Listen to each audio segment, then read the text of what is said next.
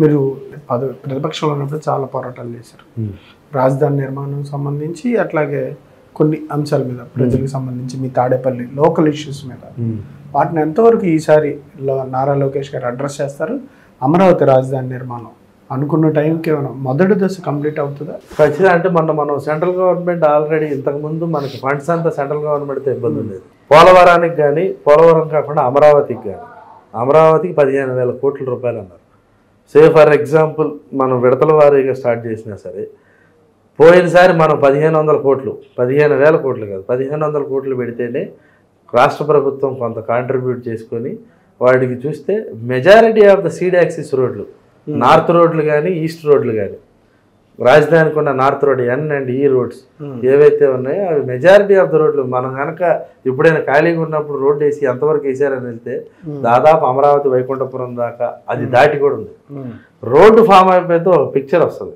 Picture వచ్చిన తర్వాత automatically returnable plots already అందరు రైతులకి 70% అప్పుడు రిజిస్ట్రేషన్ చేశారు. ఇప్పుడు 90% చేరింది.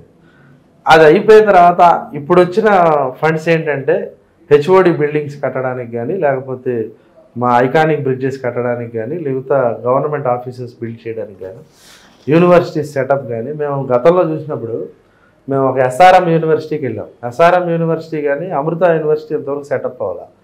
ఇటువంటి ఎడ్యుకేషన్ అంటే కృష్ణా గుంటూరు జిల్లాలు ఫస్ట్ నుంచి ఎడ్యుకేషన్ హబ్స్.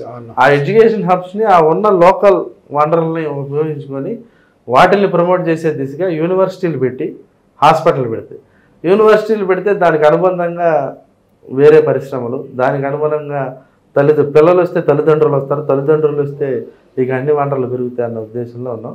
ఖచ్చితంగా ఈ ఫస్ట్ ఫేజ్లో 15,000 కోట్లలో ఎంతో కొంత మొబిలైజ్ అయ్యి కార్యరూపం దాల్చింది. జంగిల్ క్లియరెన్స్ ఆల్రెడీ స్టార్ట్ అయ్యింది. జంగిల్ క్లియరెన్సే మనం టెండర్ వేస్తేనే దానికే దాదాపు 26 కోట్ల రూపాయలు, 27 కోట్ల రూపాయలు పెట్టారు. అది అయిపోయిన తర్వాత ఇప్పుడు సెంట్రల్ గవర్నమెంట్లో కూడా రూరల్ దాంట్లో మన పెమ్మసాని చంద్రశేఖర్ గారు సహాయ మంత్రిగా ఉంటాం. మన ఇంకొక మినిస్టర్ గారు మన బీజేపీ రాజు గారు ఒక మినిస్టర్ గారు ఉంటాం, శ్రీనివాస్ వర్మ గారు, మన రామ్మోహన్ నాయుడు గారు ఉంటాం. వీళ్ళందరూ ఏంటంటే సెంట్రల్లో ర్యాపో అంటే ప్రతి డిపార్ట్మెంట్తో ర్యాపో మెయింటైన్ చేసి ఇమీడియట్ ఫండ్ రిలీజ్కి అయితే ఖచ్చితంగా జరుగుతుందని మేము ఆశాభావం వ్యక్తం చేస్తాం. నారాయణ గారు కూడా వెల్లడించినట్టు సంవత్సరంన్నరలో ఖచ్చితంగా ఒక రూపం అయితే వస్తుంది.